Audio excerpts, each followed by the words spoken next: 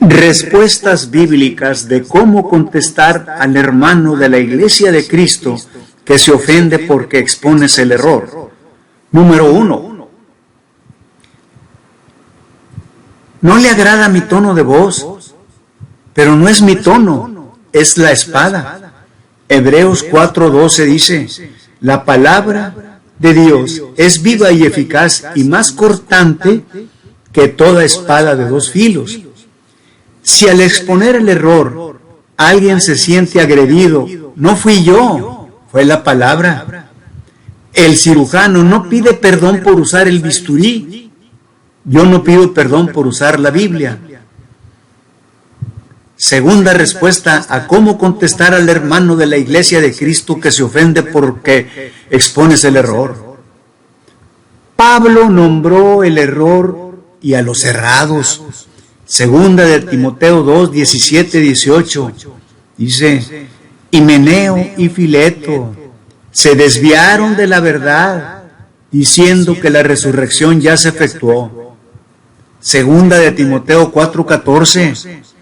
Alejandro el calderero me ha causado muchos males. Si Pablo dio nombres para proteger a la iglesia, ¿por qué yo tengo que callar los nombres de las doctrinas falsas de hoy? Cuando hablé del rapto de Mateo 24 contra el invento raptista al principio de este año, y cuando expuse el gnosticismo en mi serie, hice lo que hizo Pablo, contrastar la verdad contra la mentira. Número 3. Jesús fue ofensivo con el error religioso. Mateo 23:13 dice, ¡ay de vosotros, escribas y fariseos hipócritas! ¿Era Jesús agresivo? No, era verdad hablando. El error se ofende solo cuando lo alumbras. Lee Juan 3:20. Continúo con las respuestas a cómo contestar a un hermano de la Iglesia de Cristo que se ofende porque expongo el error. Número 4. No buscamos ganar discusiones, buscamos salvar almas. Segunda de Timoteo 2:25 dice que con mansedumbre corrija a los que se oponen, por si quizá Dios les conceda que se arrepientan.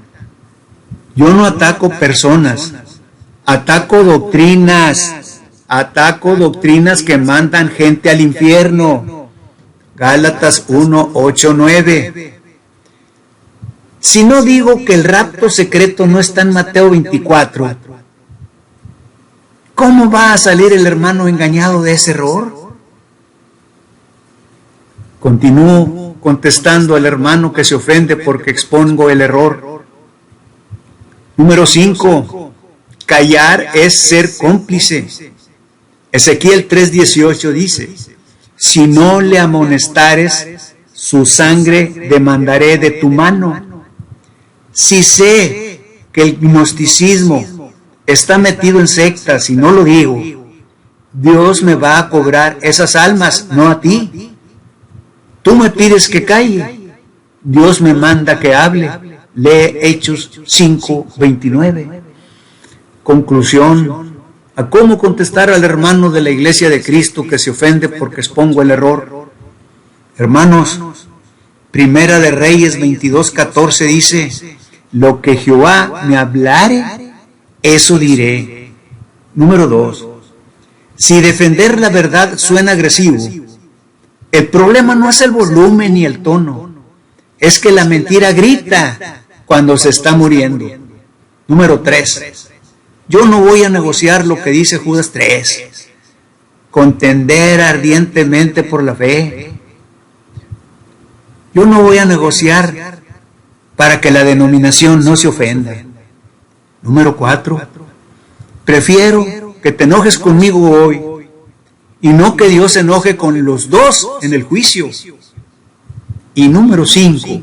Para terminar de contestar al hermano de la Iglesia de Cristo que se ofende porque expongo el error. Dice la Escritura, predica todo el consejo, Hechos 20:27.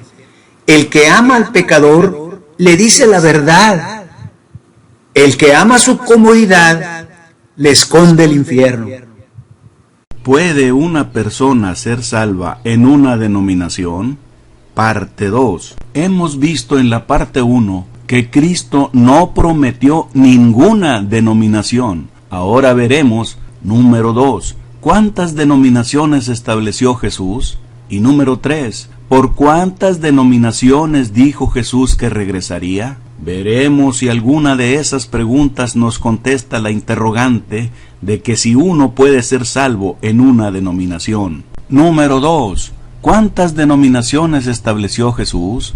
Veamos Isaías 2:2. Acontecerá en lo postrero de los tiempos que será confirmado el monte de la casa de Jehová como cabeza de los montes, y será exaltado sobre los collados, y correrán a él todas las naciones. ¿Cuándo fue establecida la casa de Jehová? Respuesta: en lo postrero de los tiempos. Dice Hechos 2:16 al 17, mas esto es lo dicho por el profeta Joel, y en los postreros días, dice Dios, derramaré de mi espíritu sobre toda carne, y vuestros hijos y vuestras hijas profetizarán, vuestros jóvenes verán visiones y vuestros ancianos soñarán sueños. Joel profetizó que la iglesia sería establecida en los postreros días. Pedro tomó los eventos de Hechos 2 diciendo que es el cumplimiento de la profecía de Joel. Los postreros días terminaron cuando empezó en Hechos 2:1 y 4 el establecimiento de la iglesia. Allí por primera vez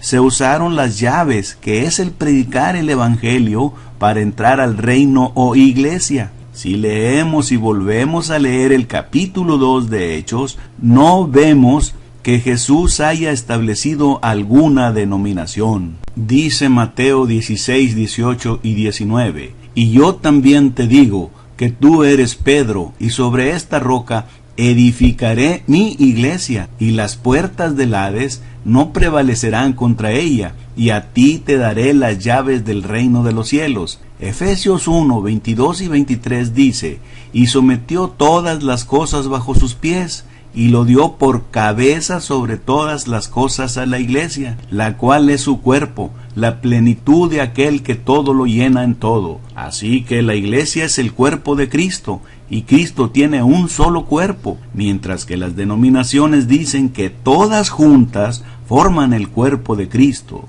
Dice Efesios 4:4, un cuerpo y un espíritu, como fuisteis también llamados en una misma esperanza de vuestra vocación. Efesios 4:4 dice que hay un solo cuerpo, pero sabemos que cada denominación tiene su propio cuerpo, su propia organización, su propia doctrina, o sea que hay muchas denominaciones o muchos cuerpos. Efesios 5:23 nos enseña que Cristo es la cabeza de la iglesia, porque el marido es cabeza de la mujer, así como Cristo es cabeza de la iglesia, la cual es su cuerpo y Él es su Salvador. La expresión de Pablo de que Cristo es cabeza de la iglesia está subrayada. Cristo es cabeza de un solo cuerpo, que es su iglesia, como se muestra en la figura. Mientras que el concepto denominacional sostiene que Cristo es la cabeza de muchas iglesias o cuerpos, como se muestra también en la figura,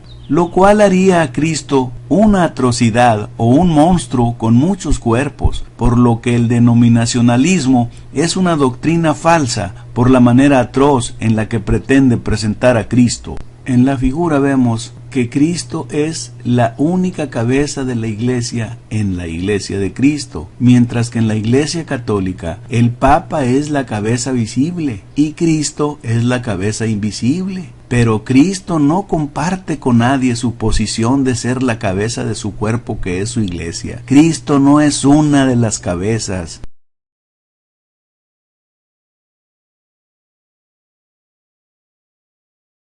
Primera de Corintios 12:12 dice, porque así como el cuerpo es uno y tiene muchos miembros, pero todos los miembros del cuerpo, siendo muchos, son un solo cuerpo, así también Cristo, porque por un solo espíritu fuimos todos bautizados en un cuerpo, sean judíos o griegos, sean esclavos o libres, y a todos se nos dio a beber de un mismo espíritu. Además, el cuerpo no es un solo miembro, sino muchos. Aquí Pablo no dice que todas las organizaciones religiosas juntas forman el cuerpo de Cristo, como lo sostienen los denominacionales, sino que dice que el cuerpo de Cristo lo formamos los individuos o la gente. Además, nosotros no fuimos bautizados en organizaciones religiosas como los bautistas, los metodistas, etc., sino que fuimos bautizados en el cuerpo de Cristo. Basados en Mateo 16, 18 y 19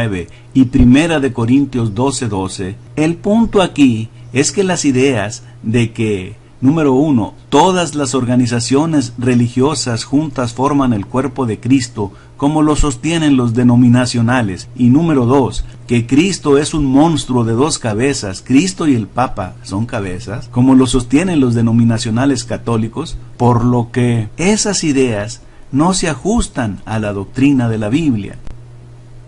Así que, apoyado en los textos bíblicos anteriores, no se encuentra en ninguna parte de la Biblia que Cristo haya establecido alguna denominación. Hemos visto, número 2, ¿cuántas denominaciones estableció Jesús? Respuesta, ninguna. Continuamos con la pregunta número 3. ¿Por cuántas denominaciones dijo Jesús que regresaría? Veamos Primera de Corintios 15:24. Luego el fin, cuando entregue el reino al Dios y Padre, cuando haya suprimido todo dominio, toda autoridad y potencia. Jesús vendrá cuando haya entregado el reino, iglesia, a su Padre.